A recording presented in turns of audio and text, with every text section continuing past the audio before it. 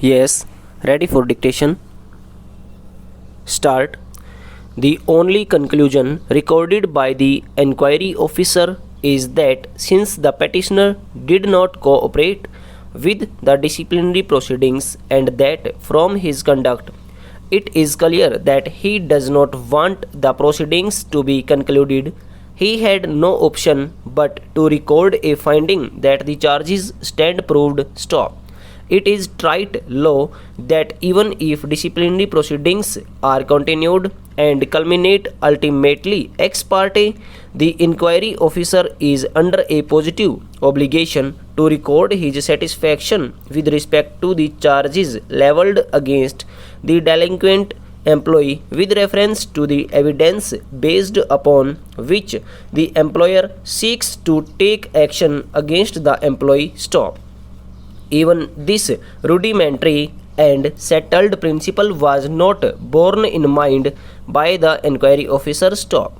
The mistake committed by the inquiry officer, as noted above, was reiterated by the disciplinary authority in as much as neither in the order dated 24 April 1998 nor in the order dated 13 August 1999 has the disciplinary authority recorded any independent satisfaction with respect to the guilt of the petitioner based upon the evidence or material on record. Stop. This, of course, subject to the caveat that the failure of the inquiry officer to record his conclusions on each charge is not a flaw which could perhaps have been curbed by the disciplinary authority for the first time. Stop passage.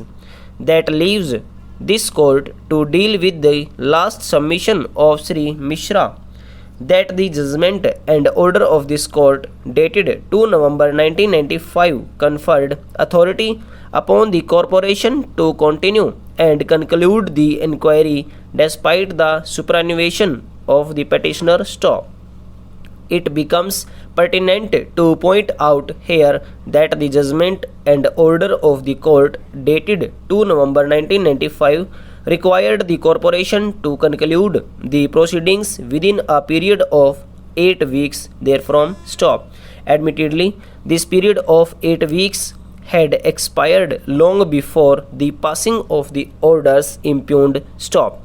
This court has not been referred to any material or circumstance which may have constrained or injuncted the corporation from proceeding ex parte and concluding the inquiry in case it was its contention that the petitioner was deliberately not permitting the conclusion of the inquiry and adopting a procedure of non-cooperation. Stop. From the facts notices herein above, it appears that the corporation fell into deep slumber post 30 April 1996 till it issued a notice on 3 February 1998. Stop. Even otherwise, this court finds itself unable to view or read the order dated 2 November 1995 as conferring or clothing the corporation with jurisdiction to continue with a departmental inquiry against a delinquent employee post his retirement in the absence of any statutory provision, rules or regulation conferring such authority upon the corporation. Stop. The last significant issue which must be noted is this. Stop. Admittedly, the show cause notice was dated 22 April 1998. Stop. This notice required the petitioner to submit a reply within 15 days. Stop. Even before the said period could expire, the impugned order came to be passed on 24 April 1998. Stop passage. If it were its contention that the petitioner was not cooperating, it could have proceeded and concluded the inquiry ex parte. Stop. The report of the inquiry officer suffers from fundamental flaws noted above. Stop. These fundamental flaws were not and even otherwise could not have been cured by the disciplinary authority. Stop. Over.